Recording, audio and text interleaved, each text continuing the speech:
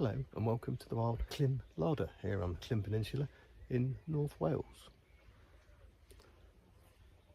So this is a new YouTube channel. It's my first video on it, so welcome. And really I just want to share a bit of information and my journey with my two hobbies, one of which is my vegetable garden and the second is foraging for food on land and on the coast. So hopefully you find it enjoyable. I would appreciate any comments, advice and help, because you see not everything's right, and I would really benefit from some advice and help in the comments. So if you've got anything you want to contribute, I would really be thankful for that. So let's take a look around the vegetable garden.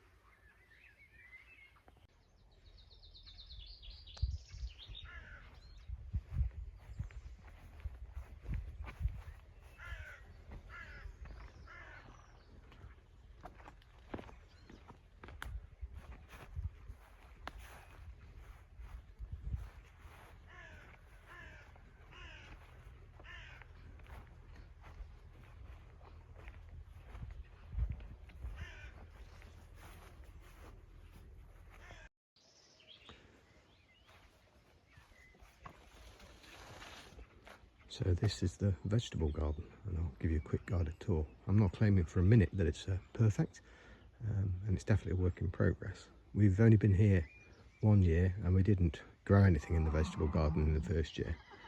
And hopefully you can hear the horses in the background next door. I think they're about to be fed. Yeah, so there are essentially 3 borders in the vegetable garden. You can see there's the one to the left here, the main one in the middle, and then one to the right. Now, the one to the left has got fruit trees in it, and it's got a bit of garlic in there as well, which has been there all winter. And the first thing in here is a blueberry, which tells us something about this garden. So we're starting to get the blueberries come through, and these are absolutely thriving. Now, I have previously had allotments in kind of Leicestershire, that kind of way, but here on the Llyn, the soil is very acidic. We know that because the blueberries thrive, but there are many rhododendrons in the garden.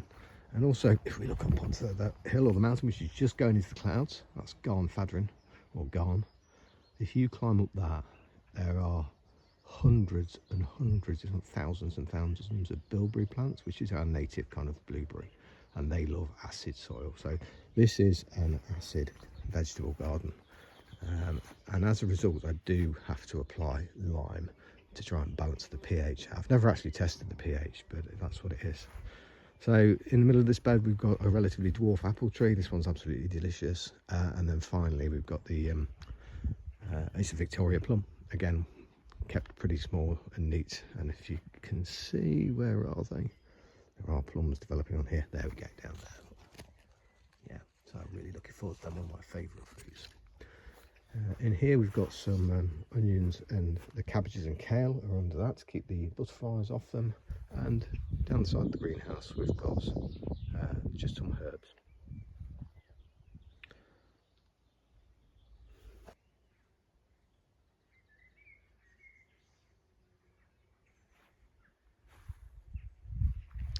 And finally onto the main bed.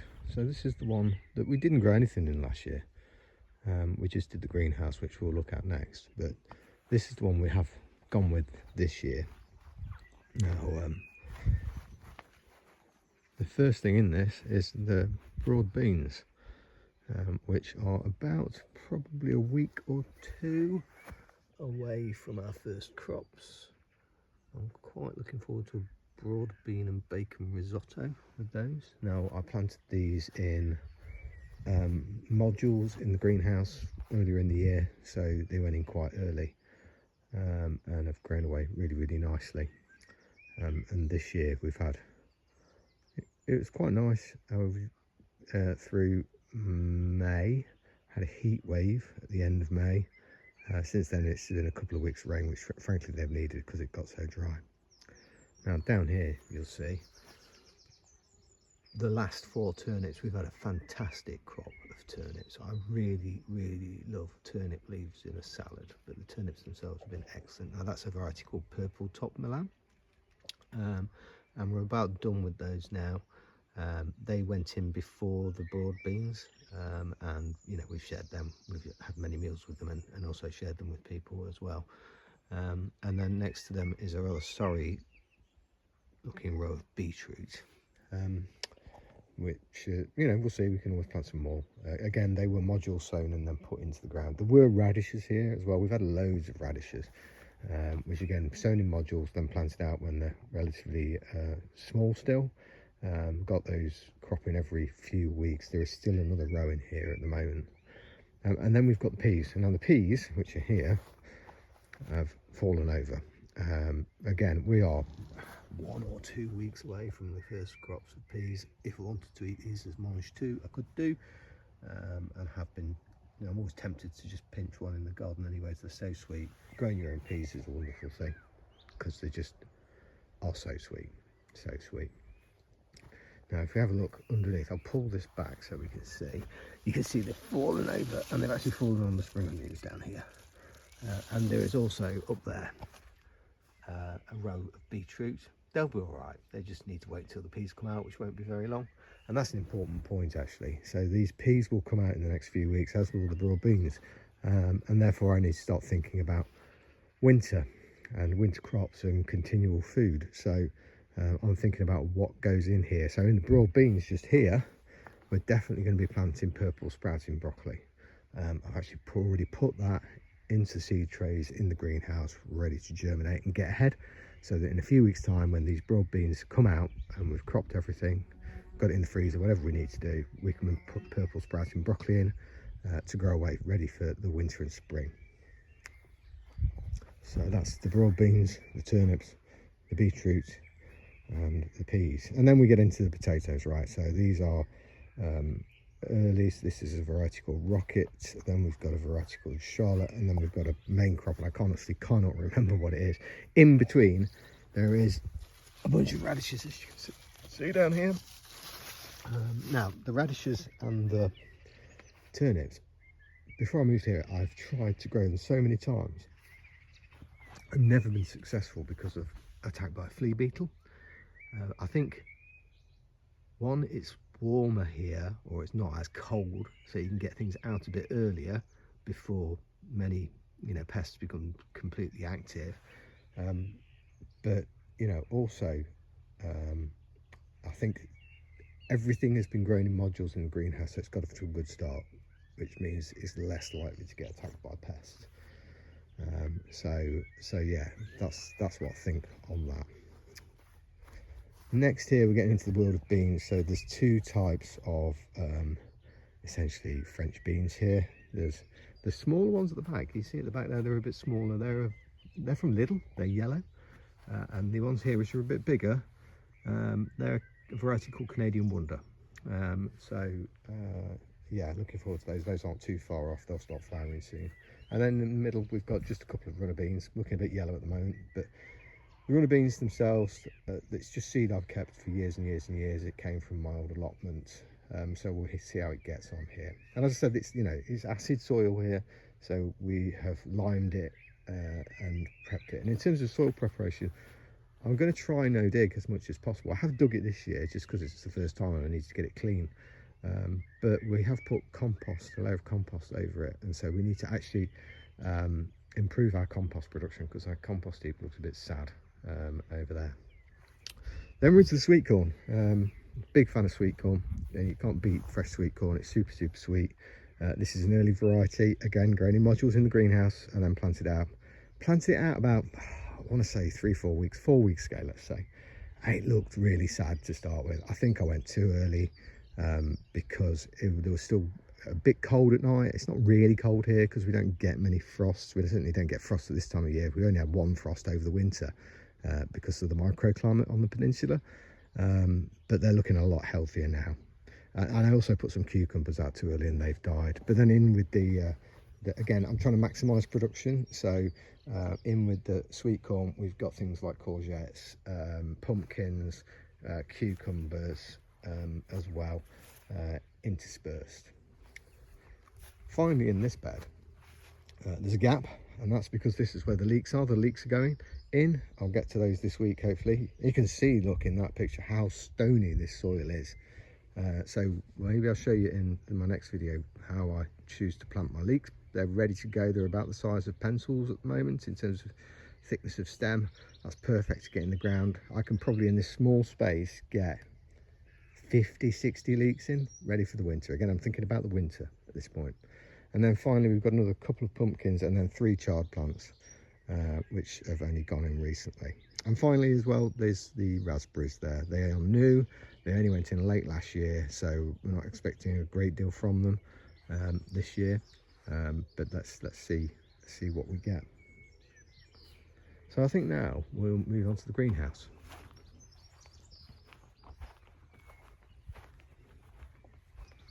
Greenhouse is quite old, as you can see, and it needs painting again this year.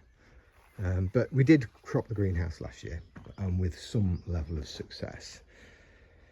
This year I've installed a watering system, which is why the plants are on one side. We've recently been on holiday. I need them all in the same place to be planted. I did originally have all the aubergines up on the bench because they're dwarf aubergines. Now I've got along the front here, there's 4 dwarf aubergines here, and then we've got 4 larger aubergines. So 2 types of aubergine. As well as that, I'm trying for the first time to grow loofahs. That's a loofah plant. There's one down the far end as well. We did get them to grow last year, but it was too late. We started them too late and they flowered, but we didn't get any fruit. So I am trying to grow my own loofahs. And then the mainstay of this greenhouse is the tomatoes. There are at least 5 types of tomato in here.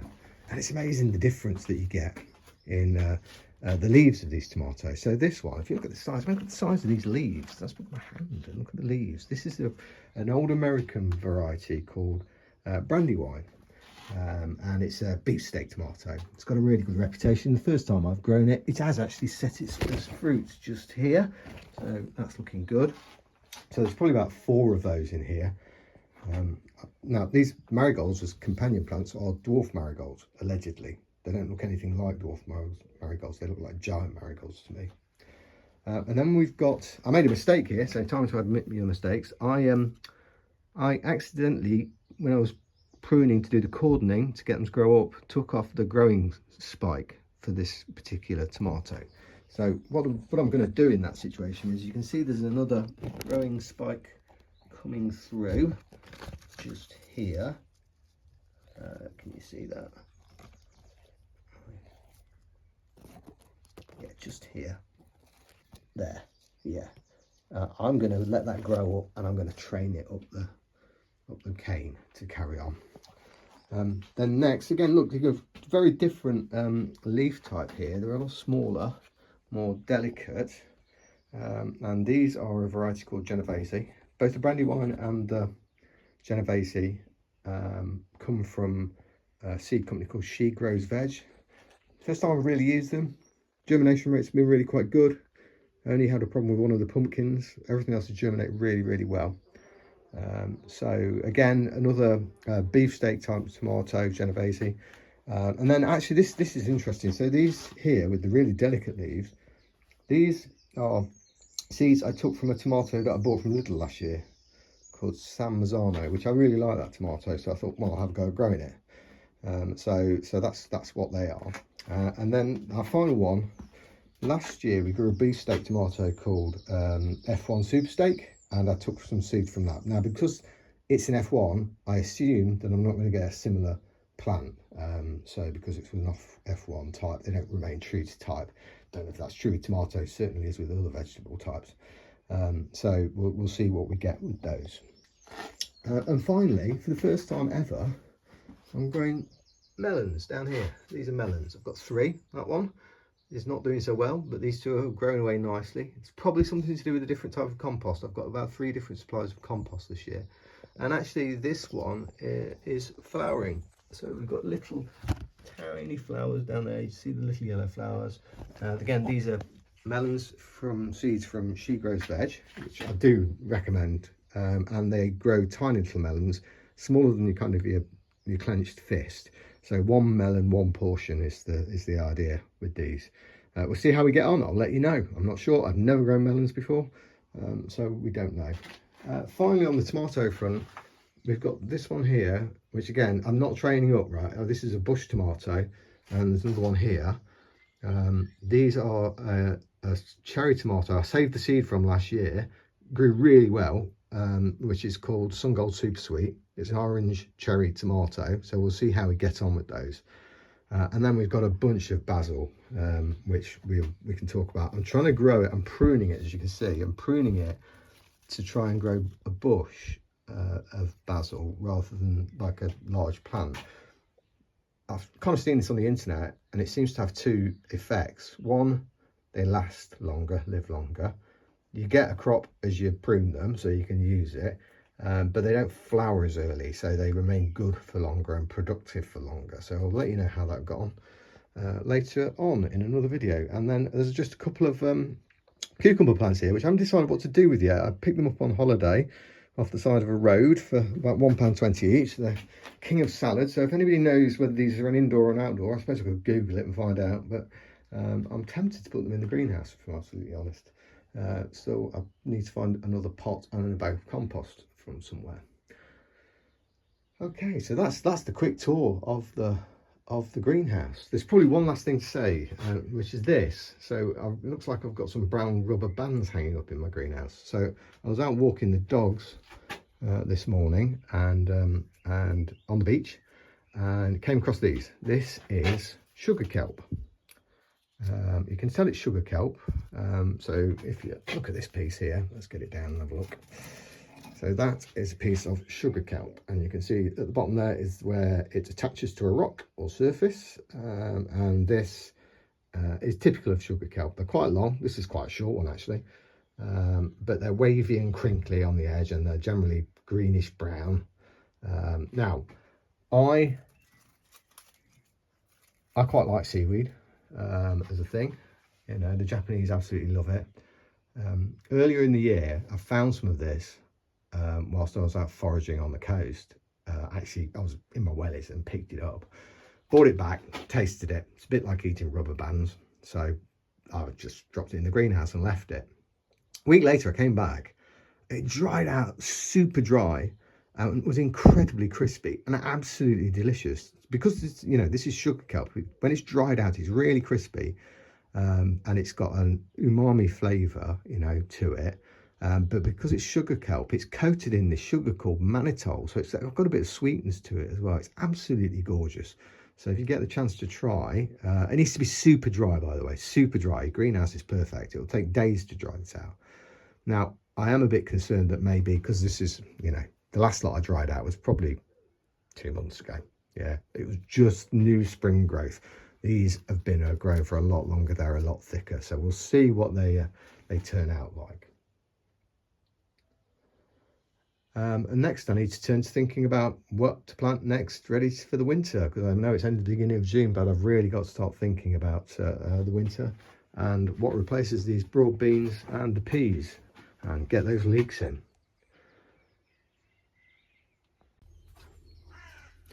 So we're in the backyard at the Wild Llyn Larder, and I really wanted to show you something just foraging related very, very quickly.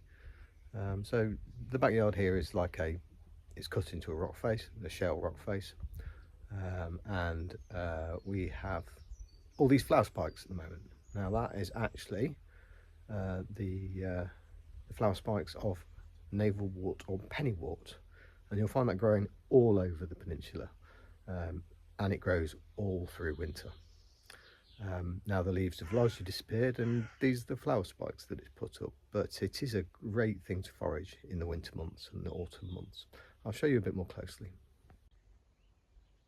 So these are the flower spikes of the pennyworts. The actual leaves themselves have largely gone. There's a few small ones just here and here, but there was a profusion of them over the autumn and winter here. And it's a succulent, and the leaves are quite fleshy, and they are one of my favourites. There's a few down here, look, you see, and these taste really, really good. I'll pick one and I'll show you. So there's one. You can see why it's called navelwort. It looks a bit like a belly button. It's also known as pennywort as well. It's one of my favourite winter edibles. It's great in salads. It tastes delicious. So you know, we didn't have it when I lived in Leicestershire. I'd never seen this, but it is everywhere over the peninsula. You will find it on the rocks alongside the footpaths all winter. You'll find it on the sides of the lanes, in the stone walls. You'll find it in people's gardens. It's everywhere, and it really is quite delicious.